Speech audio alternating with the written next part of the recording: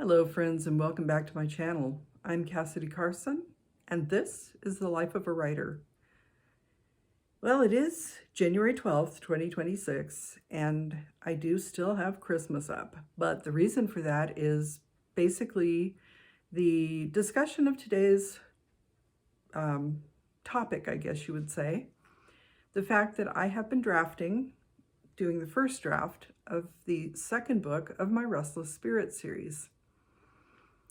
Now, I thought I would talk a little bit about my drafting process because I just finished the first draft of book 2, and I am very excited. I will admit, today is actually January 13th, but for all intents and purposes, this is the January 12th topic, so I will be posting it as my January 12th video.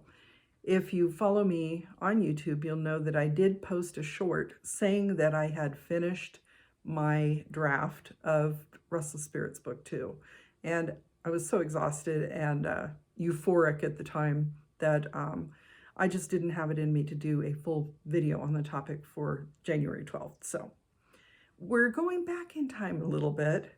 Today is January 12th, 2026, and I have just completed the first draft of Restless Spirits book 2. Now, I am something of a plotter when it comes to writing. I will get an idea and I will create a very rough outline of how I hope the story will go. I have tried doing this in various ways. I have done note cards, I have done outlines with bullet points, and I have tried almost the storyboard aspect of it. But I find that what usually ends up happening is that whatever I plan out gets thrown out the window somewhere along the lines of the writing process, because as I'm going along, new things occur to me, things I didn't consider when I was coming up with the original idea, and then I will do a little extra research, pad things out. So my plotting is very, very loose, and I do envy people who are able to plot things out and track things like their rising action and the different parts of the story, especially in a romance where you want certain story beats to happen. And I watch videos from other writers where they talk about doing this, and I understand how that works, but I can't seem to make it work for me. So my stories do not tend to follow those particular beats, and my rising action may not be where people would normally place it. It's very specific to me and my writing style, and in some ways I think that's good. Like I said, I do envy writers who can do that.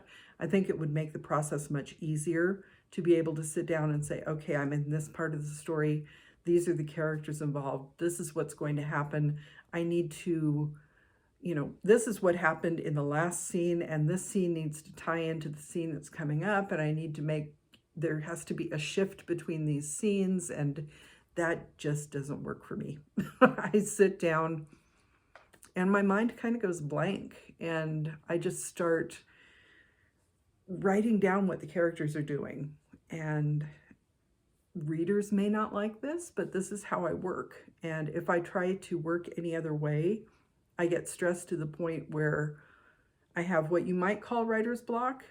It's not that I don't have ideas or things to write, it's that I've stressed myself out so much that I can't write.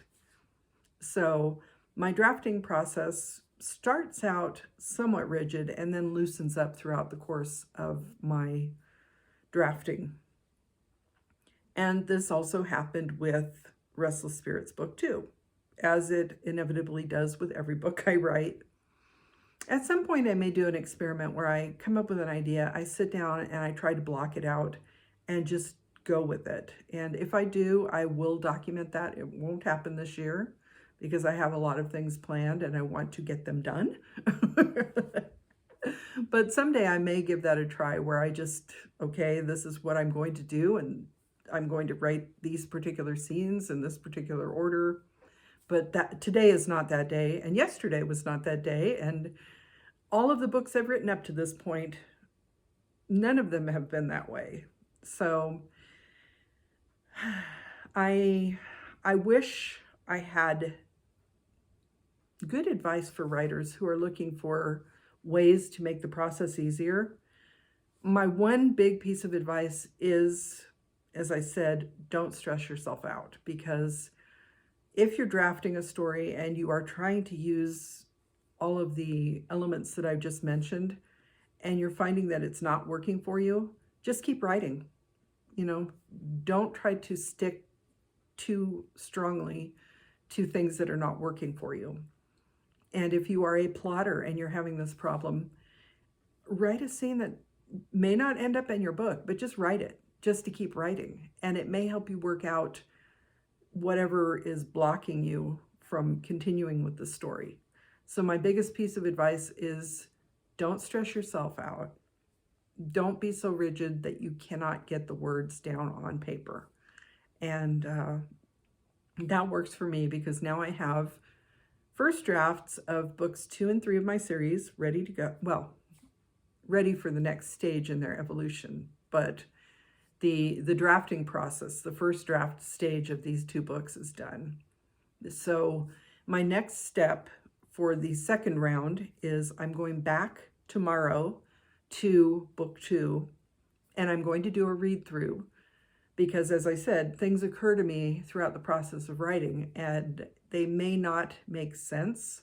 So I'll need to smooth things out, fix transitions, and maybe switch characters, remove things, add a few little things.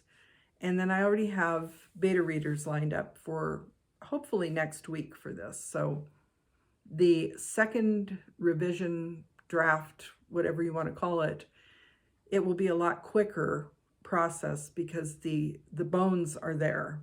The basically the foundation and is in place and the walls have gone up, and we're getting to the point where we're adding things like the wallboard. We're starting to hide some of the infrastructure maybe of the story, and we're working toward a finished product. And my goal is to have the beta read done and those elements straightened out, smoothed out by early February, so I can get the book into the editing queue. And then once it goes into the editing queue, I do various levels of editing services through Red Adept Editing, and it includes a basically a story edit, copy edit, a line edit, there is a proofread, and then they put it through a macro to check on all the punctuation to make sure things are in the right place, that your open and closing quotations are all there and things like that. So it takes a while. For most of it, you have to wait in the queue until someone is ready, unless you contact them in advance. And then hopefully by the time you send it to them, they will have a place open for you. So I am going to be doing that this time around. I'm going to contact them in advance and say, I hope to have this book ready by such and such a date. And that way they'll know, and I won't have to wait beyond that, hopefully, for a future editor to be free. Hopefully, we'll see how that works. I haven't tried it yet, so I'm thinking the editing process with Red Adept will take 6 to 8 weeks. So if I go in the beginning of February, that will get me through February and March. And I'm looking at a mid-April release date, mid to late April. It can be flexible because, honestly, I don't have to have a date set in stone. I'm not a major publishing company. As a self-published author, it is a lot easier to, work around the dates that you have in mind in case something happens, like your editors get very busy and you don't get your manuscript back in time. But then, of course, once the manuscript is back, it needs to be formatted. And while it's in editing, I will be doing the cover contest. So Hopefully by the time it's ready to go, the cover design will already be in place. And it's going to be a little interesting this time around because the book is part of a series. I want to keep the covers somewhat consistent, but I don't want them to be identical, obviously. And the book will be taking place a little differently than the first book in the series did. So I want the cover to have a slightly different vibe, maybe a little different color scheme. So I don't know how that's going to work out. And I will talk about that when we get to that part of the process. But in the meantime, I mainly wanted to talk you through my drafting process and the fact that while I am a plotter, I do end up pantsing a little bit. So you might say I'm a plantser. I have heard people use that term. And whatever I plot originally ends up not quite being where the story ends up. So I really hope that even though I can't give you a good idea of how to write the first draft of your book, I hope that talking through my process helps you to realize that everybody can work differently. You don't have to follow the rigid rules set by some other writers who may be really good at following the rules that they set for themselves, but that doesn't always work for everybody. We're all individuals. We all do things in a different way. And I really want to encourage people who may want to write but feel like it seems too complicated to actually sit down and just try it and see what works best for you. Your drafting process may end up something like mine, where you come up with just a loose outline and end up throwing it out the window. Or you may find out that you've done a loose outline and you tighten it up as you go and continue to build on it that way, because you can also outline as you're writing. I have done a little bit of that in some cases, and honestly, I probably should do more of that, because when I revise the book, it's easier to know when certain things happen, who is involved, where it takes place, what time of year, things like that, so that all of the details that you're including in the story are consistent. And writing a book is complicated, but it doesn't have to be so complicated that you stress yourself out from doing it in the first place.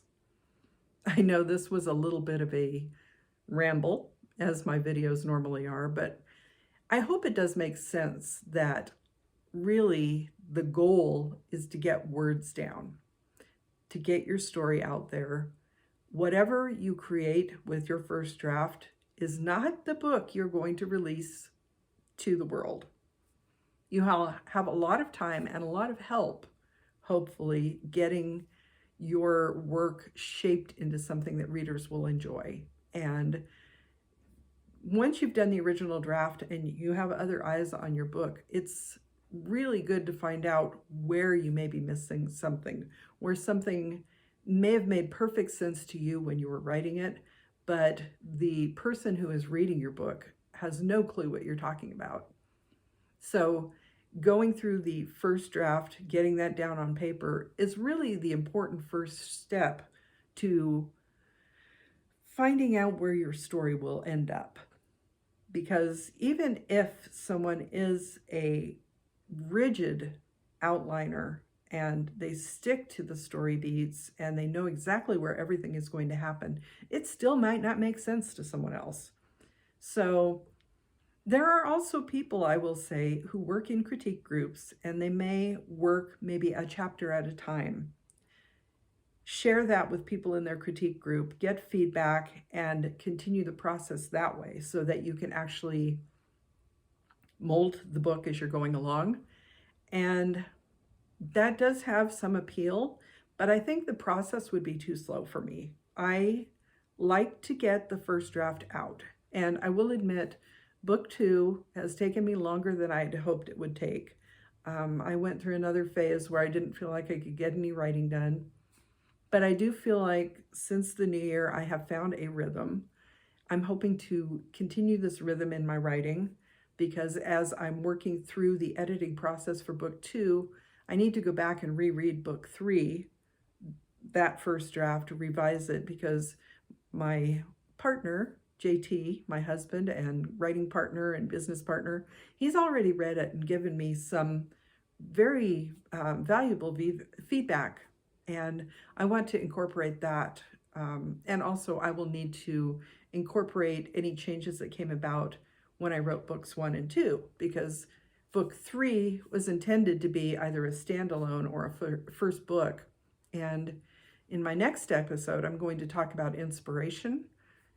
I think you might want to watch that, especially if you are a fan of TV shows, and you'll see where my inspiration for the Restless Spirits series came from and why I already have book 3 written, because it may seem a little odd that I have the 3rd book of a series done before the 1st and 2nd books were written, but there is a very specific reason for that. So I thank you for following along on this journey. I am having a lot of fun doing these videos, so I only have a handful of followers at this point, but I hope maybe people will find these valuable somewhere down the line.